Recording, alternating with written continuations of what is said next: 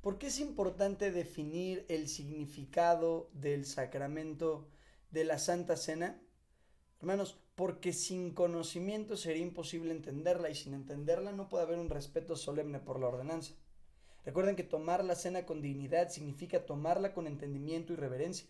A eso se refiere Pablo cuando reprocha el que los hermanos de Corinto participaban de la cena sin discernir el cuerpo del Señor. 1 Corintios capítulo 11 versículos 27 al 29. El conocimiento del significado de la Santa Cena es vital. Pero ¿cómo podríamos llegar al conocimiento sin la interpretación correcta de la palabra? Siempre que la exposición bíblica ha sido marginada, la adoración de la iglesia ha perdido sentido. La adoración verdadera va a demandar el conocimiento de la verdad siempre. Juan 4:23. Los verdaderos adoradores, dice Cristo, adorarán en espíritu y en verdad. No se puede adorar a Dios sin la verdad y no se puede conocer la verdad sin la exposición de la palabra correctamente interpretada. Ese fue el conflicto que impulsó a la Reforma Protestante, el regreso a las Escrituras como la norma suficiente de fe y conducta.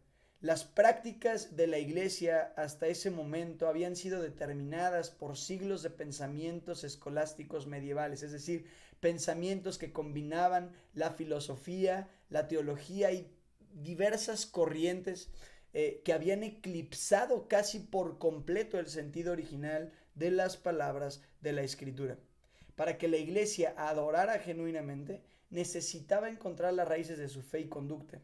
Eso solo era posible si se examinaban todas las doctrinas y tradiciones, incluyendo el sacramento de la Santa Cena, a la luz de la Biblia. Un predicador franciscano llamado Bernardino de Siena dijo una vez al pueblo: si ustedes solo pudieran hacer una de dos cosas, oír la misa o el sermón, deberían dejar de lado la misa, pero no el sermón. Recordemos que en la Iglesia Católico Romana el momento más importante del culto de la misa es el sacramento de la Eucaristía, es decir, la Santa Cena o la comunión. Todo lo que se ordena gira en torno a esto. Es notable que Bernardino colocaba por encima la importancia del sermón que de la misa, pues dice: existe menos peligro para su alma cuando no escuchan la misa que cuando no escuchan el sermón. La razón de las declaraciones de Bernardino es simple: el sermón, la enseñanza, le debe dar sentido a la misa, pero sin enseñanza la misa sería vana, incluso peligrosa. Los prerreformadores estaban verdaderamente interesados en que el significado de las tradiciones religiosas fuera visto a la luz de su fuente, la palabra de Dios. Esto fue también una sincera preocupación de que los sacramentos no solo fueran administrados, sino también explicados a las personas que participaban de ellos. John Wycliffe, conocido como la estrella matutina de la Reforma, escribió en el siglo XIV, aproximadamente 100 años antes del nacimiento de Lutero, que el servicio más elevado que los hombres pueden alcanzar en la tierra es predicar la palabra de Dios. Para el tiempo de Wycliffe, los sacerdotes se limitaban a oficiar la misa, pero se habían olvidado de que la enseñanza era el encargo más solemne del Señor para su iglesia. El Renacimiento ocurrió oportunamente en este mismo periodo histórico. Se le conoce como Renacimiento al periodo de tiempo en que los escritores y artistas devolvieron su valor a las letras y obras clásicas de la antigüedad, que consideraban ellos habían quedado enterradas bajo siglos de oscurantismo que le fue atribuido por los renacentistas y humanistas a la Iglesia Católica de la Edad Media. Los humanistas fueron hijos del Renacimiento. Se le conoció así a aquellos dedicados a salvaguardar el movimiento literario que se caracterizó por el estudio cuidadoso de las letras clásicas y por su imitación, de tal manera que el renacentismo vio nacer a los humanistas y la intención era precisamente esta: salvaguardar las letras y el arte clásico. El interés de los renacentistas y humanistas era rescatar todo cuanto fuera posible de la literatura y del arte antiguo. Este movimiento influyó fuertemente en las aspiraciones de personajes que fueron precursores de la Reforma Protestante. Uno de ellos, reconocido como uno de los más grandes de su época, fue Erasmo de Róterdam, un humanista cristiano que descubrió en Inglaterra los textos antiguos del cristianismo y se interesó especialmente por devolverle a la Iglesia su fe sencilla y primitiva de acuerdo a lo que encontró en ellos.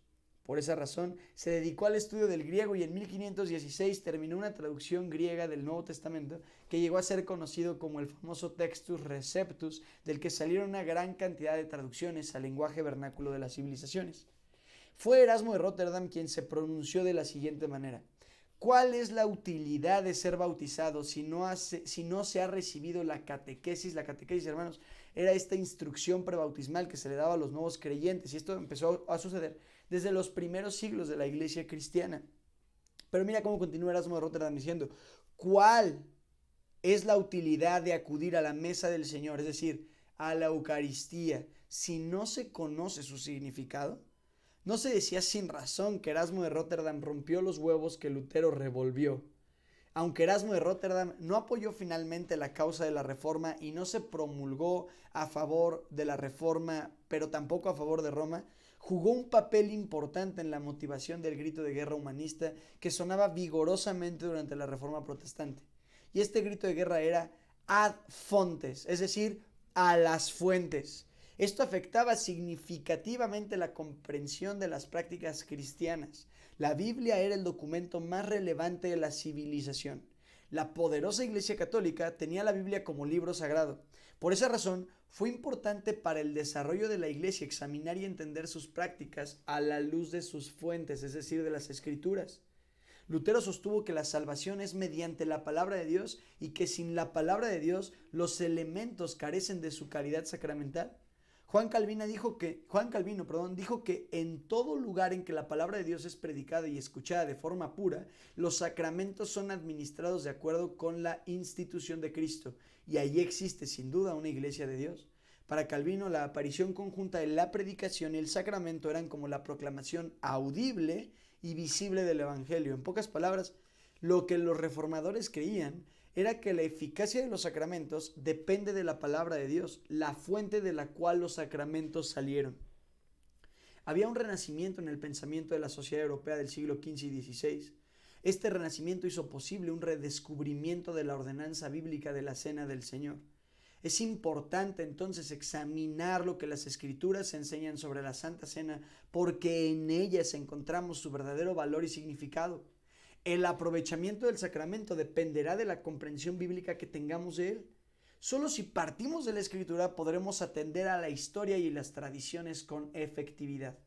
Estudiaremos en nuestros breves videos cuál es el significado de la Cena del Señor, y lo haremos partiendo desde la Biblia y recorriendo brevemente la historia de la Iglesia hasta nuestros días. Nuestro objetivo es entender el significado profundo pero sencillo, solemne pero dinámico del sacramento ordenado por el Señor. Aunque no desechamos el valor de la historia y la tradición, principalmente aquella que hallamos en los primeros siglos de la Iglesia, no cometeremos el terrible error del juicio al tratar de comprender un sacramento empezando por la tradición y no por la Escritura. No nos ponemos primero los zapatos y después los calcetines.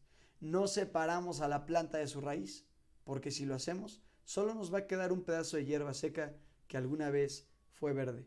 Por eso nuestra labor es descubrir qué es lo que la Escritura enseña, y a partir de ahí la Iglesia sobre el sacramento de la Santa Cena.